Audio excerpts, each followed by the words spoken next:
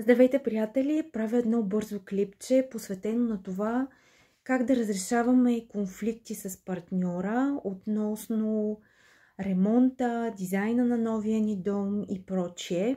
В един момент установяваме, че неизбежно имаме различни мнения по дадени въпроси.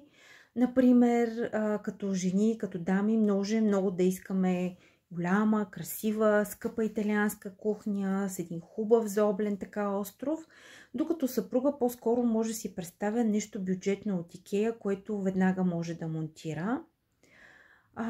Важно е, когато установим, че имаме различия, да ги изговорим. Първо да разберем колко са големи.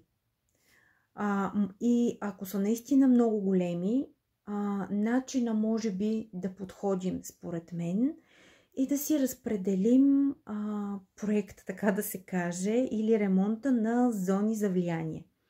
Съвсем нормално е като жени, така и като домакини, ние много да се интересуваме от кухнята си.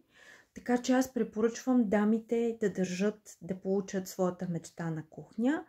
От друга страна, господата трябва също да са доволни и щастливи с новия си дом, така че можем да се разберем, да кажем: мили, моля те, дай ми решаващия глас за кухнята, нека да стане така, както и аз искам, а пък аз ще ти дам воля за изява в хола, например.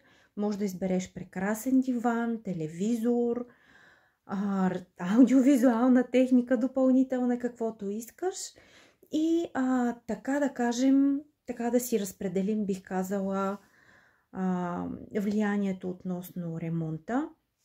Разбира се, е хубаво регулярно да разговаряме. Най-вероятно ще имаме няколко пъти ситуации в хода на дизайна и ремонта, в който ще трябва да обсъждаме различни предложения, варианти. Майстора казал това, мебелиста казал иначе, дизайнера пък предложил нещо по-различно. Но е много важно да си говорим и да имаме такъв механизъм на компромис, сътрудничество, да си разрешаваме по добрия начин конфликтите. Нали? Във всяко семейство ги има. В ремонта, за съжаление, така се обострят малко нещата. До някъде е неизбежно, защото винаги изникват някакви допълнителни дейности.